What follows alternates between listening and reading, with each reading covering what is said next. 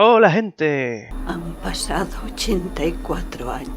Pero bueno, aquí estoy de nuevo, de Yandro con ustedes, con el episodio 3 de los Skywars.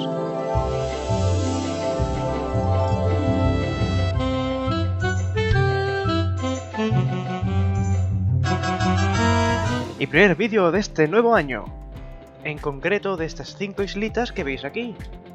Y es que, veréis gente, nuestros queridos aliens ya se han cansado un poquillo de tanto paseillo selvático, entre uno que decidió abrir un buffet gratuito para mosquitos, y el otro que se creyó dentista de cocodrilos.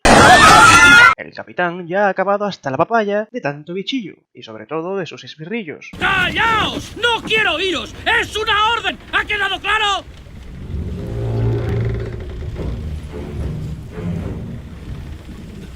Lo siento. Por lo que ha decidido pirarse lejos, muy lejos, lejísimos, a unas inhóspitas tierras algo más frescas que muy pocas personas han visitado. En efecto, gente, os estoy hablando de los polos. No del polo que se comió el niño Yakuto que tanto calor nos transmitió. A todo el mundo le gustan los helados. ¿Qué dices, niño?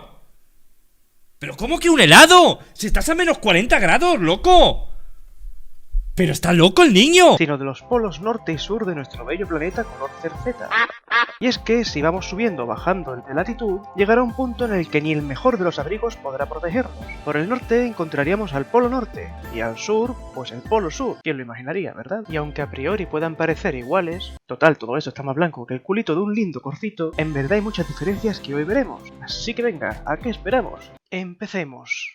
Os presento así a los Skywars de hoy, las 5 islitas flotantes de antes que, según nuestro querido amigo Copen, se clasificarían tal que así: ET y EF, siendo el clima de tundra y el clima gélido respectivamente, abarcando a su vez otros dos, ETH y EFH, que luego veremos. Pero empecemos por el primero de ellos, el clima ET, o sea, la tundra polar. Esta es la que encontraríamos en el círculo polar ártico y antártico, tanto en los continentes como en las islas. Se caracteriza por tener bajo el suelo una capa de agua permanente congelada llamada permafrost, que dificulta mucho el crecimiento de las raíces de las plantas, lo que sumado a la ventolera que hace y el frío, pues poca cosa puede crecer allí, salvo algún hierbajillo y sobre todo los musgos y nuestra querida fusión de hongo y alga o cianobacteria, llamada líquen, ya que ellos tochulos han conseguido establecerse aquí. Sin embargo, la cosa cambia si vamos hacia el sur, o hacia el norte si partimos desde el polo sur, pues los rayos del sol, en vez de ir casi paralelos al plano del suelo,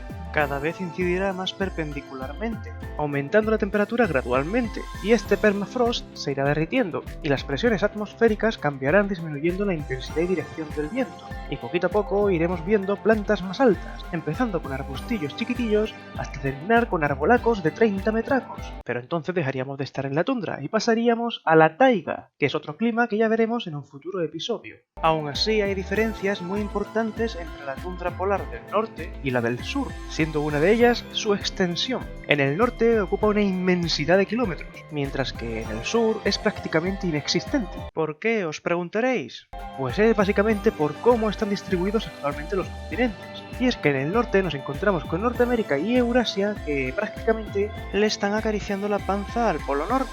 Está muy cerquita, vaya. Pero en el sur, en cambio, los continentes están muy lejos del polo sur, casualmente en el límite de la taiga, por lo que la tundra que encontramos o bien está en las islas que rodean a la Antártida, o aquí, que ojo, no es una isla, sino una península. Esto no es una isla, es una península. Quedamos en que la confianza era vital. Quiero subir al barco y volver a mi casa. No necesita el barco porque puede irse andando. Sí.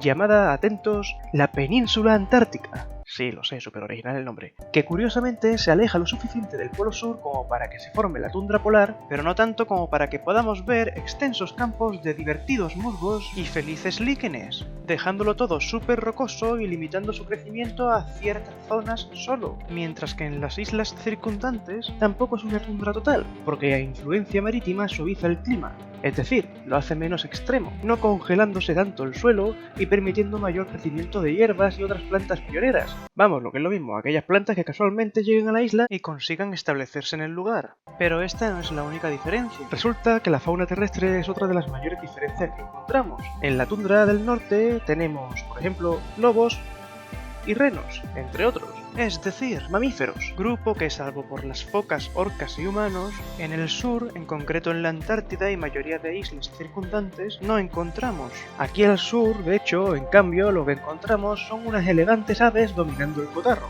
como el pingüino rey, por ejemplo, y esto se debe a que cuando la Antártida se aisló y se congeló, las aves o bien fueron la única fauna terrestre nativa que sobrevivió, o bien fueron capaces de recolonizar el continente de nuevo, mientras que los mamíferos terrestres no pudieron.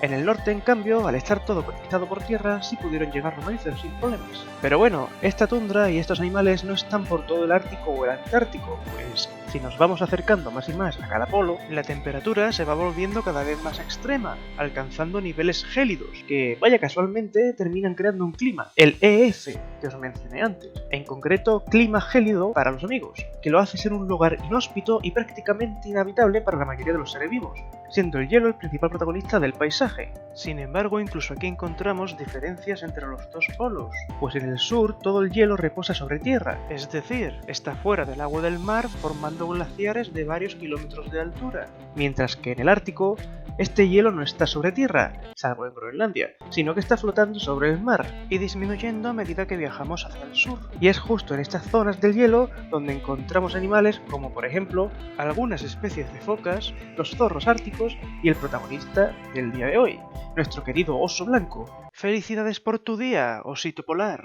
Pero que claramente deben su existencia a la transición entre el hielo y el mar, pues es donde consiguen su alimento, si no, no podrían vivir en este lugar.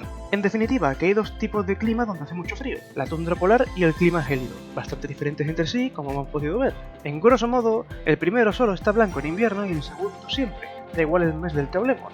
Sin embargo, al principio del vídeo también os hablé de dos subcategorías asociadas a estos dos climas, en concreto el ETH y el EFH.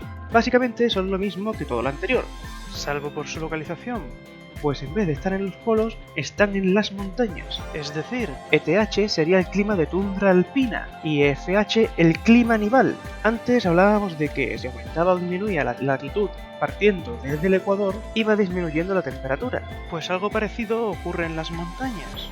Pero en este caso la temperatura disminuye a medida que aumenta la altitud y no la latitud. Por eso llega un punto al ascender en el que el bosque cada vez será menos denso hasta convertirse en tundra alpina, donde podremos encontrar fauna como cabras, carneros, leopardo de las nieves y osos, para seguidamente, si la montaña es muy alta o está cerca de los polos, pasar a ser clima nival, donde prácticamente ya no habrá vida, sino solo nieve y hielo. La vegetación en la tundra alpina, además, sí que cambia ligeramente con respecto a la tundra polar, pues hay más presencia de arbustos y herbáceas, ya que el suelo en este caso no está congelado, sino que es muy rocoso, y hay varias especies de plantas especializadas en crecer en este tipo de entornos que no son tan extremos para sus raíces.